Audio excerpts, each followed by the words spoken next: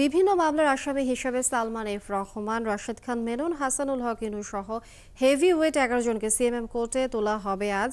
এ নিয়ে খবর রাখতে সেখানে আছেন সহকর্মী মাইনুল মারুফ। আমরা সরাসরি যুক্ত হচ্ছি তার সঙ্গে।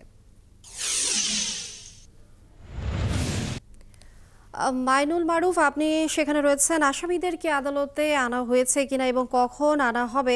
নতুন কোন মামলায় কি আজ তাদের গ্রেফতার দেখানো হতে পারে কিনা, কি তথ্য রয়েছে?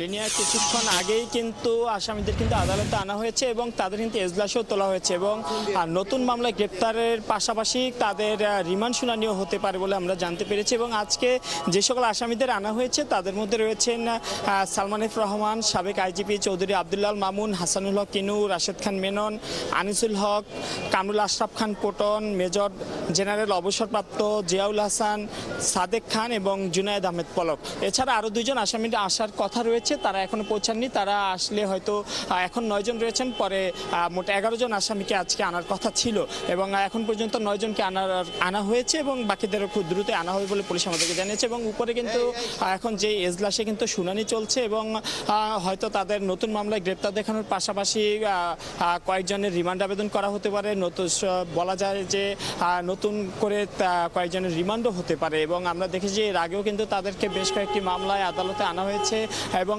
প্রায় নিয়মিতভাবেই কিন্তু আনা হয়েছে এবং নতুন মামলায় তাদের গ্রেপ্তার দেখানোর পাশাপাশি রিমান্ডও কিন্তু আমরা হতে দেখেছি। এবং আজও কিন্তু তারই ধারাবাহিকতায় মোট 9 জনকেই আনা হলো এবং 9 জনের কিন্তু উপরে রিমান্ড শুনানি বা মামলার নতুন করে গ্রেপ্তার শুনানি চলছে এখন।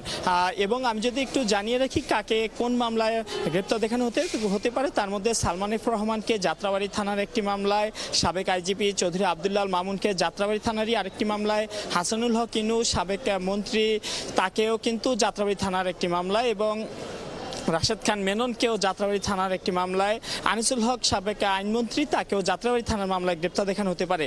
এছাড়া কামরুল আশরাফ খান পটন, যিনি নরসিংদীর এমপি ছিলেন, তাকে পল্টন থানার একটি মামলায় গ্রেপ্তার দেখানো হতে পারে। মেজর জেনারেল জিয়াউল হাসান চৌধুরীকে মোহাম্মদপুর থানার একটি মামলায় গ্রেপ্তার দেখানো হতে পারে।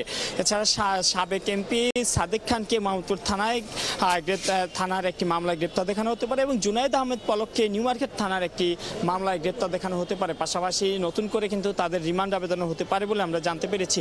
এবং এখন কিন্তু যেই ম্যাজিস্ট্রেট আদালতে কিন্তু ঢাকার সিএমএম আদালতে তাদের কিন্তু শুনানি চলছে এবং কিছুক্ষণের মধ্যেই হয়তো আমরা পরবর্তী আপডেট জানিয়ে দিতে পারবো তাদেরকে নতুন কোনো মামলায় রিমান্ড দেওয়া হয়েছে কিনা, কিংবা এছাড়াও অন্য কোনো মামলায় তাদেরকে গ্রেপ্তার দেখানো হয়েছে কিনা। এর আগে আমরা দেখেছি যে তাদেরকে অন্য বিভিন্ন মামলায় কিন্তু আদালতে আনা হয়েছিল, তাদের নতুন মামলায় রিমান্ড হয়েছে এবং এর পাশাপাশি কিন্তু ট্রাইব্যুনালেও কিন্তু অনেকেরই এর মধ্যে বিচার কাজ চলমান এবং তাদের কিন্তু ট্রাইব্যুনালেও নিয়মিত নেওয়া হচ্ছে। তারই ধারাবাহিকতায় আজও তাদেরকে আনা হলো। মাইনুল মারুফ, আপনি যুক্ত থাকুন, আমরা আরো জানবো এই বিষয়ে পরবর্তীতে আপনার কাছ থেকে। দর্শক, সিএমএম কোর্ট থেকে সহকর্মী মাইনুল মারুফ যুক্ত ছিলেন আমাদের সঙ্গে।